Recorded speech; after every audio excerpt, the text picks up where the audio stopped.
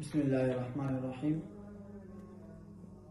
دوستان عزیز، ما برای یادگیری هر علم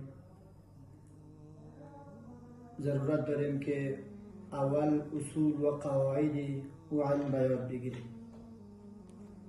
برای یادگیری علوم قرآنی ما باید در اول قاعده اقرا و قواعدی که مربوط به روان خوانی قرآن عظیم شان میشه ما باید را یاد بگیریم اول، و بعد از اون میریم به مرحله روخانی قرآن عظیم شان.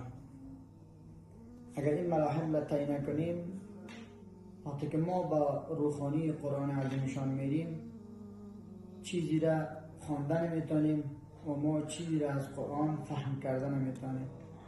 زبان ما بند میشه